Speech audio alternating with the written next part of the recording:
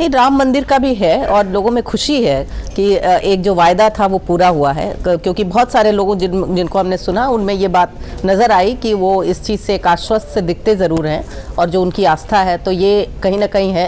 लेकिन इन सब से बढ़कर, जैसा कि मैं थोड़ी देर पहले भी बता रही थी, या फिर सनातन की बात होती रहे, जो हमें एक दूसरे पर आरोप प्रत्यारोप की भी बात आप जो कर रही थी, लेकिन उसके अलावा जो बात आती है कि अपने आप को आगे बढ़ाने के लिए कई कई जगहों पे अलग अलग दिखाई दे रहा है। जैसे अभी राजपूत महापंचायत की बात, तो कम्युनिटीज़ की बात है कहीं ना कहीं। कुछ जगहों पे हमें पता है कि कास्ट इज़ अ फैक्टर, अगर हम जाए बिहार में तो बिल्कुल है। उन जगहों पे जाति भी हमको दिखाई दे रही है। तो हम ये नहीं कह सकते एक अंडरलाइंग इशू या एक मुद्दा हम कह सकते हैं। अलग अलग जगहों पे, अलग अलग रीजन में, अलग अलग प्रांतों पे हमें अलग अलग चीज़ें दिखाई दे रही हैं। कुल मिलाकर ज़रूर ये लोग चाहते ज़रूर हैं कि उनकी ज़िंदगी अच्छी हो। तो एक मैं कहूँगी कि रोज़गार के बारे में भी बहुत सारे लोगों ने बात की है, तो रोज़गार उनको चाहिए, बेहतर ज़िंदगी चाहिए, ये ज़रूर एक अंडरलाइंग फैक्टर ज़रूर है। और ये विश्वास मैं फिर कहूँगी कि उनको कहीं ना कहीं अंडरलाइंग अभी भी लगता है, क्योंकि एक बतौर चेहरा कुछ और उभर कर नज़र नहीं आता दिखता कि मोदी जी ये कर दिखाएंगे। तो ये एक चीज़ वहाँ पे वो नज़र आती है।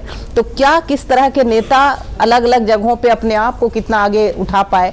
अगर आप दक्षिण भारत में फिर देखें तो दक्षिण भारत के मुद्दे कुछ अलग ही मुद्दे हैं, वहाँ पर मुद्दे अलग ढंग से उठाए भी गए हैं और वहाँ पर बहुत जोर लगा है। मोदी जी ने बहुत सारी रैली वहाँ पर की है और बीजेपी इस बार सोच रही है कि उसका प्रदर्शन कहीं अच्छा होगा। ये अलग बात है कि अन्नामलाई जी ने अभी सवाल उठाए हैं।